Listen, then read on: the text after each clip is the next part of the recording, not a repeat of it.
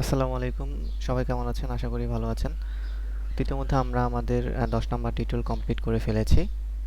এই প্লেলিস্টের Java Bangla tutorials for beginners এই প্লেলিস্টের 10 নাম্বার টিউটোরিয়াল কমপ্লিট করে ফেলেছি। আমাদের লাস্ট টিউটোরিয়ালটা ছিল ইক্লিপস আমরা যখন কাজ করব তখন প্রিন্ট মেথডের একটা ছোট্ট একটা ইরর দেখা দিতে পারে যদি আপনারা মাত্রই শুরু করেন।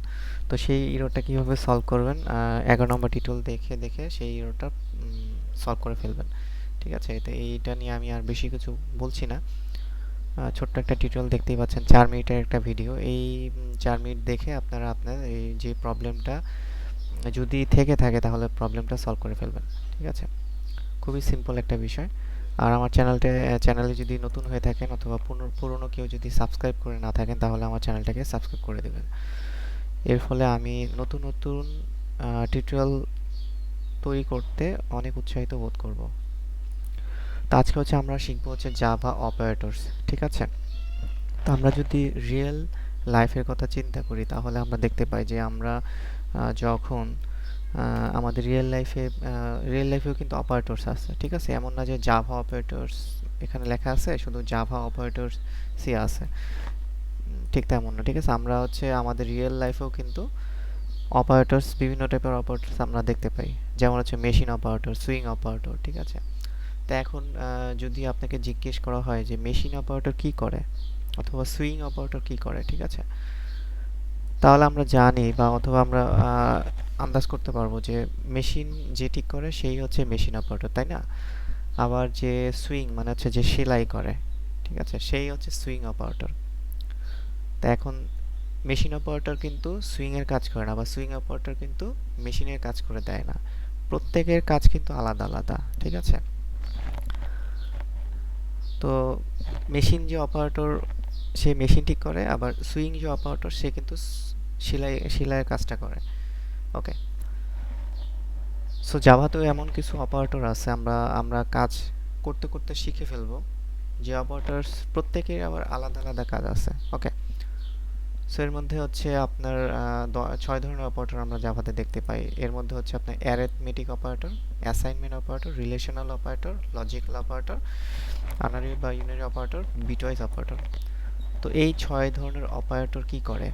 ওরা বিভিন্ন টাইপের কাজ করে, মানে ওদের কাজই বিভিন্ন টাইপের কাজ করে দেওয়া। ঠিক আছে, আমরা যখন এই অপারেটরগুলো ইউজ করব জাভার মধ্যে কোনো একটা প্রোগ্রামিংয়ে, ওরা কি করবে আমাদের সেই কাজটা কমপ্লিট করে দেবে। ঠিক আছে, ওকে। সো আমরা যদি উপরে একটু খেয়াল করি তাহলে দেখতে পাই, আচ্ছা আমি অন্য একটা জায়গায় দেখাচ্ছি। তো আমরা যদি এখানে খেয়াল করি তাহলে আমরা দেখতে পাই যে এটার সাথে আমরা সবাই পরিচিত, তাই না? সবাই পরিচিত, এটার সাথে আমরা সবাই পরিচিত। কিভাবে পরিচিত? এই টাইপের সমাধান আমরা কম বেশি সবাই করেছি।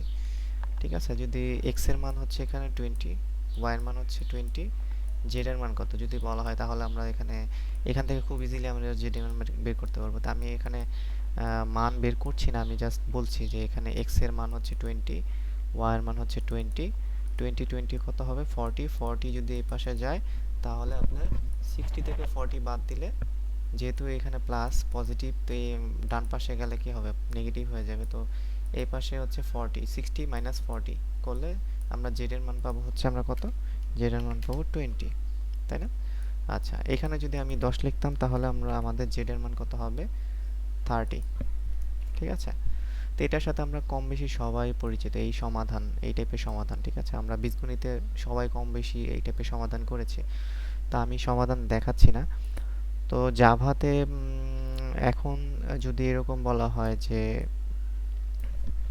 জেড নাই, সাপোজ এখানে জেড নাই, তাহলে যদি বলা হয় কোশ্চেনে যদি বলা হয় জেড এর মান কত, তখন আমরাও ইজিলি এই দুইটা মান অ্যাড করার পর যেই ভ্যালুটা আমরা টোটাল ভ্যালু থেকে বাদ দেওয়ার পর যেই ভ্যালুটা পাবো সেটা জেড এর মান। ঠিক আছে, তো ঠিক এই যে এইখানে মাঝখানে কি করা হলো, মাঝখানে যোগ করা হয়েছে, তারপর এখানে এসে বিয়োগ করা হয়েছে। ঠিক আছে, যে এই যে কাজটা, এই টাইপের কাজকে বলা হয় অ্যারিথমেটিক অপারেটর। ঠিক আছে, আমরা বীজগণিত বা গণিত যেটাই বলি, বীজগণিত গণিতের একটা অংশ। তো গণিত টাইপের কোনো কাজ যদি হয় সেগুলো অ্যারিথমেটিক অপারেটর। ঠিক আছে, সহজ ভাষায় যদি বলা হয় আমরা যে গণিতের কাজ করেছি সেই গণিতের কাজগুলোর মধ্যে যেগুলো হচ্ছে যেমন আমরা প্লাসে কাজ করেছি, মাইনাসের সাথে পরিচিত, গুণের সাথে পরিচিত, ভাগের সাথে পরিচিত, মডুলাসের সাথেও পরিচিত, কিন্তু অনেকে এই চিহ্নটা পার্সেন্টেজ দেখার পর একটু কনফিউজড হয়ে যাবেন যে আসলে যদি বিগিনার হয়ে থাকেন তাহলে তখন কি হবে, তখন এই পার্সেন্টেজ মানে কি, জাভাতে পার্সেন্টেজ দিয়ে বোঝা হচ্ছে মডুলো বা মডুলাস। ওকে, মডুলাসটা কি? মডুলাসটা হচ্ছে, আমরা এই টাইপের ভাগের সাথে অনেকেই পরিচিত, সবাই পরিচিত। তো এটা হচ্ছে সামনে হচ্ছে যার দ্বারা ভাগ করা হয় তাকে বলা হয় ভাজক, আর যাকে ভাগ করা হয় তাকে বলা হয় ভাজ্য। আর এই পাশে আমরা যে ফলাফলটা পাই সেটা হচ্ছে আমাদের ভাগফল। ভাজক আর ভাগফল গুণ করলে আমরা কি পাই? একটা মান পাই। ঠিক আছে, সেটা হচ্ছে কত? 10 × 2 = 20। তো ভাজ্য থেকে 20, এখানে উপরে আছে 21, নিচে আছে 20। তো আমরা যে নিচে যে মানটা দেখতে পাচ্ছি সেটা ভাগশেষ। তো এই যে আমরা যে ভাগশেষ পেলাম, ঠিক আছে, এই ভাগশেষকেই বলা হয় হচ্ছে মডুলো বা মডুলাস। ওকে, সো জাভাতে আমরা যখন প্লাস চিহ্ন দেখব তখন আমরা প্লাসকে বলবো হচ্ছে এডিশন, মাইনাস চিহ্ন দেখলে সেটাকে বলবো সাবস্ট্রাকশন, গুণ যখন দেখব তখন আমরা বলবো মাল্টিপ্লিকেশন বা মাল্টিপ্লাই, আপনার ভাগ যখন দেখব, মানে ভাগের যখন কাজ করব তখন এই চিহ্নকে বলবো আমরা ডিভিশন। ওকে, পার্সেন্টেজ যখন দেখব এই চিহ্নকে বলবো আমরা মডুলো। ঠিক আছে, তো আজকের মতো জাভা অপারেটরসের যে থিওরি, সেই থিওরি এতটুকুই। আমরা নেক্সট ক্লাসে প্র্যাকটিক্যালি দেখব। ঠিক আছে, তো আশা করি এতটুকু হচ্ছে আপনারা জাস্ট আজকে হচ্ছে এতটুকু হচ্ছে আপনারা কি করবেন, আপনারা এতটুকু নিয়ে একটু রিসার্চ করবেন, তাহলে আরও ডিপলি বুঝতে পারবেন।